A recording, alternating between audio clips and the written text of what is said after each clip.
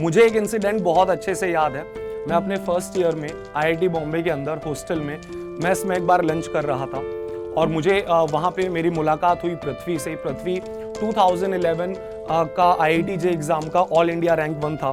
तो हम लोग जस्ट लंच पे डिस्कशन कर रहे थे। मैंने पूछा, यार पृथ्वी तुमने रैंक 1 फोड़ी है, तो यार तुम्हारी जो न्यूमेरिकल सॉल्व करने वाली स्किल होगी वो तो बहुत ही ज्यादा स्ट्रांग होगी, बहुत ही ज्यादा यूनिक होगी। ऐसी क्या स्ट्रेटेजी है और तुमने ऐसे क्या किया कि तुम्हारे न्यूमेरिकल सॉल्व करने वाली स्किल इतनी ज्यादा फाड़ू हो गई? और उसने मुझे एक बहुत अच्छी, बहुत प्यारी बात बताई जो हर साल मैं अपने बच्चों के साथ शेयर करता हूं। और इस वीडियो में दोस्तों हम डिस्कस करने वाले हैं exact strategy. Hello everyone, so this video is about how to solve physics के न्यूमेरिकल्स, क्योंकि एक नीट एस्पिरेंट्स के लिए मैंने ये देखा है, चाहे आप 11th में हो या 12th में हो, तो एक बहुत बड़ा मुद्दा होता है कि फिजिक्स के न्यूमेरिकल्स हम लोग कैसे सॉल्व करें। वहां पे मैथ्स भी आती है और हमें थोड़ा सा एक्स्ट्रा दिमाग लगाना पड़ता है कि एग्जैक्टली क्या अप्रोच होनी चाहिए। So this video is all about how you can enhance your skills to solve any numerical in physics. तो दोस्तों सेशन स्टार्ट करने से पहले एक मैं छोटा सा अपना इंट्रोडक्शन दूंगा। Myself Deepak Chaudhary and I am basically IIT Bombay graduate. मैंने 2011 में जेई एग्जाम क्रैक किया था और पिछले 7 साल से मैं नीट और जेई स्टूडेंट्स को मेंटर कर रहा हूं।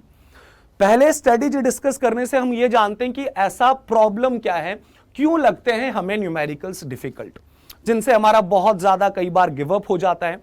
तो दोस्तों 3 रीजंस हैं और इन 3 रीजंस को अगर आप लोगों ने इंप्रूव कर लिया तो आप यार ऑलमोस्ट हर एक सवाल फिजिक्स के न्यूमेरिकल बहुत इजीली आप सॉल्व कर सकते हैं। तो सबसे पहला जो इशू होता है वो होता है कि कॉन्सेप्ट में उतना ज्यादा स्ट्रेंथ नहीं होता है, राइट। कॉन्सेप्ट में स्ट्रेंथ का मतलब अगर मैं स्पेसिफिकली बोलूं थियोरी वर्ड मुझे यूज नहीं करना चाहिए। वैसे तो बच्चों को लगता है कि उन्हें थियोरी उन्होंने बहुत अच्छे से कर ली है, उन्हें कॉन्सेप्ट बहुत अच्छे से आता है, लेकिन दोस्तों रियलिटी बहुत अलग है। तो सबसे पहला जो इशू है वो कॉन्सेप्ट की स्ट्रेंथ आपकी कहां पे लाई कर रही है उसके ऊपर डिपेंड करेगा। दूसरा, पेशेंस बच्चों में बहुत ज्यादा आजकल कम हो चुका है। इस पॉइंट को अभी मैं आप लोगों को एक्सप्लेन भी करने वाला हूं। And third point is phobia.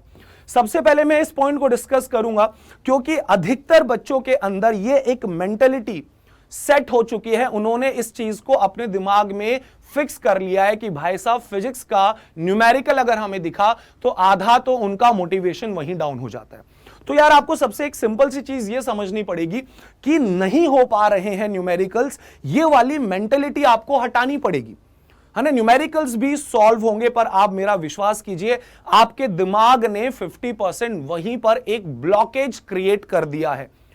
एक फियर आपके अंदर क्रिएट हो चुका है जो आप करने वाले सवाल को भी, जो सवाल हो सकते हैं, आप उन सवालों से एक बहुत बड़ा गैप अपने आप बना लेते हैं। तो आपको यह बात समझनी बहुत ज्यादा जरूरी है कि भाई हर एक समस्या का समाधान है। अगर किसी ने न्यूमेरिकल बनाया है तो उसका सॉल्यूशन है। वो एक अलग बात है कि हम उस सॉल्यूशन को कितना जल्दी सॉल्व कर पाते हैं या हमें टाइम लगता है या नहीं कर पाते, पर आप इस चीज को समझिए, हर एक न्यूमेरिकल का सॉल्यूशन है दोस्तों। तो हम किस वे से उसको अप्रोच करें, तो यार एक बहुत सिंपल फंडा है। सवाल जिसने बनाया है तो सॉल्व होने के लिए बनाया है, मतलब उसने सॉल्यूशन भी सवाल के अंदर दिया है। आप सबसे पहला काम कोई भी न्यूमेरिकल जब देखते हैं, भाई साहब पहली चीज, बिना कॉपी पेन के तो यार करना मत, इतना स्टड मत बनना। बाकी सब्जेक्ट्स में हो जाता है जो थियोरिटिकल होते हैं कि हाँ इसका ये होना चाहिए, इसका ये होना चाहिए। तो आपको जो सबसे पहला काम करना है बेटा, जो चीजें गिवन कंडीशंस हैं उनको आप अलग से हाईलाइट कर लो या उनको आप लिख लो। कुछ गिवन डेटाज होते हैं, जैसे फॉर एग्जांपल एक कार का इनिशियल वेलोसिटी बोल देगा 10 मीटर पर सेकंड है और उसकी फाइनल वेलोसिटी आपको बोल देगा 20 मीटर पर सेकंड है, और इनिशियल से फाइनल वेलोसिटी जाने के लिए उसने टोटल 20 मीटर की दूरी ट्रेवल करी। तो जो भी डेटा वहां गिवन है, जो छोटे छोटे हिंट गिवन होते हैं, उनको साइड में लिख लो। उस डेटा को साइड में लिखने के बाद दूसरा आपका दिमाग चलना चाहिए कि इस डेटा से रिलेटेड कोई फॉर्मूला दिमाग में है क्या, any formula related to this data. तो आपको दिखेगा हाँ यार कुछ तो मैंने फॉर्मूला याद किया था, v भी था, u भी था, s था। तो आपको थर्ड इक्वेशन आएगी याद, v² is equal to u² plus 2as। तो आपसे यहां पे एक्सेलरेशन ही पूछा गया है, तो आपको यार एक हिंट जो मिलेगा ना वो सवाल से ही मिलेगा। उसके लिए आपको करनी पड़ेगी प्रैक्टिस, दबा के प्रैक्टिस करनी पड़ेगी। तो आप इस चीज को समझो, सवाल के अंदर ही सॉल्यूशन है, कोई बाहर सॉल्यूशन नहीं है दोस्तों। जो भी डेटा गिवन है उन डेटा को आप अलग से लेकर आओ, उन डेटा को लिखो और उसके ऊपर एक थॉट प्रोसेस अपना चलाओ कि भाई क्या होना चाहिए। तो सबसे पहले मैंने बोला, जो फोबिया आप लोगों ने अपने दिमाग के अंदर डेवलप कर लिया है उस फोबिया को निकाल लीजिए, हर सवाल का एक समाधान है। दूसरी चीज, अगर आपको लगता है कि आपके कॉन्सेप्ट भाई एकदम अच्छे से नहीं है तो पहले उन्हें करो। सीधे अगर न्यूमेरिकल करने पर आ गए तो अपने आप डीमोटिवेशन होगा। आप कहीं से भी कर सकते हैं, आप अगर ऑफलाइन कोचिंग कर रहे हैं वहां से कर सकते हैं, ठीक है। यूट्यूब पे बहुत सारा कंटेंट है, हमारे खुद के चैनल पे दोस्तों अब तो इतना सारा कंटेंट हो चुका है, आप वहां से प्लेलिस्ट में जाइए और पूरे डिटेल्ड लेक्चर्स आपको मिलेंगे। अब मैं यार सबसे मुद्दे की बात पर आता हूं कि टॉपर्स की क्या खास बात है। तो मैं एक बार लंच कर रहा था जब मैं अपने फर्स्ट ईयर में था आईआईटी बॉम्बे में, तो मेरी बात हुई हमारे टाइम के ऑल इंडिया रैंक 1 से पृथ्वी तेजी माड़ी से।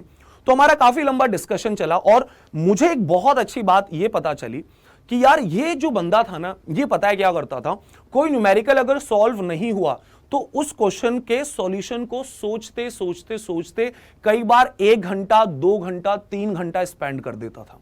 मतलब वो एकदम मैं टिपिकल वाली प्रॉब्लम्स बोल रहा हूं जो फिजिक्स ओलंपियाड में, आईआईटी एडवांस में इरोडो टाइप के जो क्वेश्चंस होते हैं। तो इससे होता क्या है, इससे एक बहुत सिंपल सी चीज होती है, जब आप किसी चीज के बारे में इतना सोचते हो तो दोस्तों वहीं से आपके माइंड का डेवलपमेंट स्टार्ट होना चालू हो जाता है।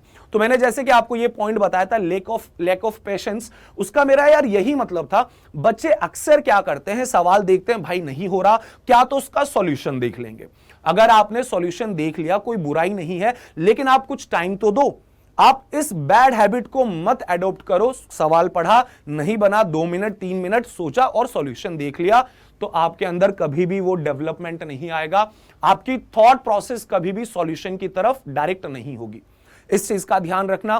तो अगर आप अभी फ्री टाइम है, आपके पास कोई एग्जाम आपका बहुत लेट है, अभी एग्जाम नहीं है, तो आप डेफिनेटली दोस्तों एक प्रॉब्लम के ऊपर 15 मिनट, आधा घंटा, कई बार आप 1 घंटा भी दे सकते हैं। सो दिस इज समथिंग लाइक कि भाई अगर मुझे बॉडी बनानी है तो लोग क्यों जाके जिम में इतना वर्कआउट करते हैं एक ही एक्सरसाइज को बार बार। So this is basically workout of your mind. इस चीज का ध्यान रखना। और ऐसा नहीं है कि आपको साल भर ऐसा करना है। स्टार्टिंग में आपने कुछ क्वेश्चन अटका, 1 घंटा दिया, 1.5 घंटा दिया, धीरे धीरे दोस्तों वो कम होने लगेगा और आपसे फिजिक्स के न्यूमेरिकल जरूर सॉल्व होंगे। आपके अगर कोई और प्रॉब्लम है तो आप डेफिनेटली कमेंट बॉक्स में बताना। This session is all about this content. So मिलते हैं नेक्स्ट सेशन में। Thank you everyone, bye, take care.